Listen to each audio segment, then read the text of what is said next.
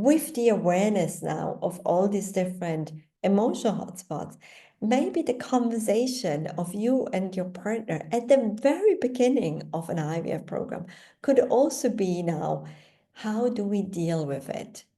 How can we activate resources within us when these phases arrive? And how do we want to see ourselves going through these potential emotional hotspots? Hello, and a very warm welcome back to this show today. I'm so excited to have you here today because today I'm going to talk more about like the emotional hotspots of an IVF program. So for those that tuned in last week, you may remember on how we were discussing about that IVF timeline. So I walked you through the different steps of the IVF timeline and the different procedures and what to expect and how to have conversations with your medical provider. Now, what I'm going to focus on today is the emotional hotspots. It's really sharing from all the sessions that we had with our clients doing IVF programs that actually really came up during the sessions. So I'm highlighting now some of these emotional hotspots that our clients experience when embarking on an IVF timeline. I hope this is going to be helpful to you and there are some takeaways for you today. So just to recap from last week's episode, this is the IVF timeline that shows you again from left to the right, starting with your IVF on day 2 of your menses, followed by the hormone stimulation for 10 to 12 days, and then followed by the egg retrieval procedures, by the waiting time of getting to know how many embryos have fertilized and grown during those 1 to 5 days, and then followed by the embryo transfer, whether it's a fresh or maybe a frozen, followed by the 2 weeks waiting time until you are called in by the clinic to do the blood test, which then defines whether the pregnancy hormone is being detected in your blood cells or not. Now, as I said, today we are talking and focusing more on the hotspots. So let me bring them in so that we have a good understanding of where are these hotspots potentially? Where can we expect them to be? So the first hotspot starts already before embarking on an IVF journey. And that's simply based on the conversations we had with couples that were simply not aligned. Couples were maybe one would be totally ready for IVF and taking the next step, can't wait to start. And the partner is maybe more defensive, more waiting. I'm actually really careful not to attach one of these partners to say like this is typically female or this is typically male, because it's really 50-50. It can be 50% of women being completely ready to go ahead for IVF and their husband being very reluctant, very defensive of going ahead with the IVF and feeling that just give us a bit more time and we can sort this out and we can be ready for to see whether it's actually naturally working.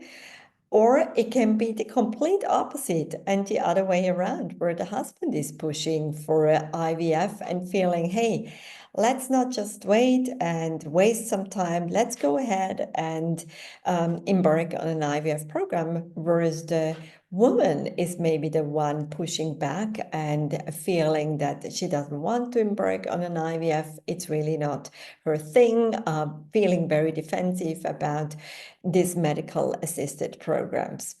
So it's really 50-50. I can't tell you that it's really typically women or typically a man thing to push for IVF. Another thing that obviously is a big rock or a big emotional hotspot could be also the discussion about the financials. Because IVF is expensive in many countries, and not all countries have subsidies by the government or being like, subsidized by insurance companies or by employers. So the costs are fully borne by this couple. And that's why it can be very, very emotionally taxing as well to know that there is such a financial burden coming along the way. So all what I'm saying is, if you want to really go with someone who has a completely neutral view on it, it would be probably a better approach to talk to someone who is not medically attached to a clinic. That's all what I'm saying, if you have that access. So another emotional hotspot that you can see is hormone stimulation. So the reason why I put an emotional hotspot in there is because sometimes we underestimate a little bit the fact that there is a lot of hormones being taken on a daily basis, and hormones, as you know, are fluctuating. And this up and down can sometimes really feel like a roller coaster. That's why for partners, when you observe your partner who is taking these hormones, just please ensure that you stay in a way really at their side and help them as much as you can. So don't take it personal if you see outbursts, and don't take it personal if things are being thrown at you which are unusual and which can be hurtful and are maybe out of place.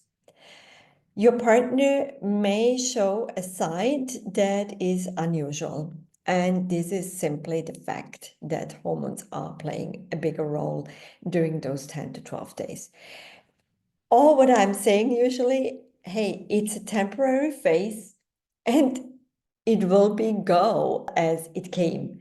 So take it as a temporary phase. The next emotional hotspot is usually detected at egg retrieval stage.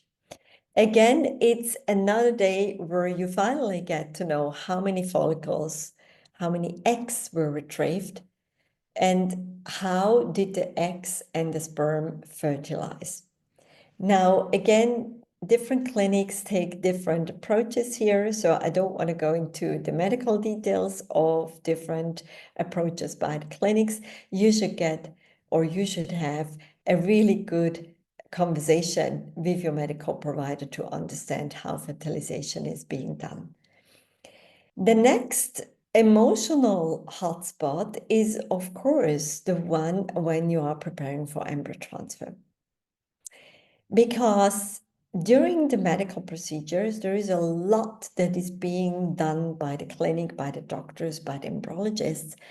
And there is always someone that you can finger point to and that you can say, this is why it didn't work. This is why I had less eggs or whatever. There is always an explanation based on medical procedures or also how everything went. Now, when it comes to embryo transfer, your doctor has given you the progesterone to prepare to as much as possible in an optimal state for your uterus lining. So your doctor would never give thumbs up if your uterus lining is not perfect. So if you get an appointment to come in for embryo transfer, you know that everything looks great in your body.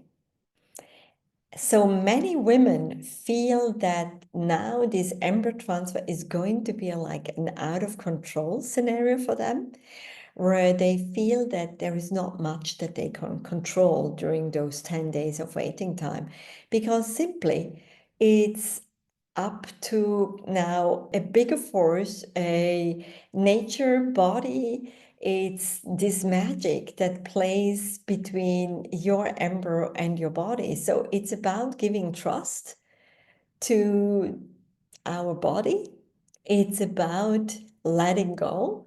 It's a lot about letting go, actually. And that's so hard for many women because they have not let go during an IVF program up until here because they were taking care of these appointments. They took care of their busy schedule. They managed work and an IVF. And they became kind of like a project manager up until here, right? And many of these women have done such an incredible and amazing job, really, to go through all these procedures and do all the things and work out a schedule that really worked well for them. And now they come to this embryo transfer, and all what they realize is there is not much that I can do now after this embryo transfer. So the first couple of days can actually really work well for many of the women that I support simply because finally the procedure is over, the embryo is in their body, and they're just happy and very relieved that the thing that they have been working towards to, having this embryo being finally transferred into their uterus, has happened. And they have this incredible relief and peace of mind that another tick can be done on that box and on that journey. Coming into week 2, this is where it can be a little bit more tensing up. I don't want to necessarily use like stressful because it doesn't need to be stressful. But it can be the thoughts of, am I pregnant, am I not, are more lingering through their mind now. And all what I want you to let you know here is if you feel that you are engaging in this kind of like never-ending hamster wheel that is consuming time with the thoughts of, am I pregnant or am I not?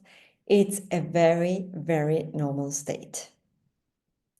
It's a very normal state of mind of many women that reach the stage of those 3-4 days before going into the clinic again to do the blood test. So kind of like helping really here to normalize it. So one of the tools that we usually share with our clients is if you feel like that there are these intriguing thoughts and, also if you feel like that you are starting to embark on a spiraling down and started to fill your mind with, oh, this is not working, I knew it, try to think of a strategy already before going into embryo transfer on how to bring you back into more neutral ground. And meaning with that is like just be in the present moment. Try to be in that present moment as much as possible and feel whether, this is something that you need to write down now or get it out of your system, or whether you want to go for a walk and just really bring yourself into a state where you can just be present and feel like, okay, what's going on within my body? Do I have like a feeling around my neck, or do I feel like that there is a feeling in my tummy? And if there is, just imagine how you can thank that feeling to be here today, but also to let that feeling go now, because you know exactly that it's not being helpful for that feeling to linger around even more in your life right now or in your day. And then, of course, there is a bit more tension when you are called in for that blood test. And it's, again, very normal because a lot of efforts have been put into this IVF program. A lot of financials have been put in. Maybe there were countless discussions or conversations that happened between you and your partner. And that's why you just feel also a bit of exhausted of all of this and just hope that this is now working well. And of course, we are all here behind you and hope as well that this is working. And we just don't know because there is nothing, there is no crystal ball or nothing here. None of us has this. Although we would wish we could have like this miracle wand where we can tell you right away whether this is working or not. And this is where, again, we work with acceptance. Acceptance, but first of all, also gratitude that we were experiencing this IVF program in hopefully a very positive, upbeat, good way with lots and lots of great professional support from your doctor, from your nurses, that we're all here to help you and support you. So to really bring that in and then go and do that blood test. And then there is this phase of, I showed one more emotional hotspot after the results. The reason to put one more there is it can be very emotional for those actually that get a positive blood test result, because they feel like, oh, now I'm pregnant and now, oh, what's going on now? I need to be really careful. I can't do this, I can't do that. They start to fill their mind and their body with a lot of anxiety. And it can be, of course, a very frustrating and disappointing emotional hotspot for those where it didn't work out. And so I put it out there because I just want to raise this awareness and consciousness around that. Sometimes we feel that the blood test is all what we are working towards to, but actually it's also the time beyond that.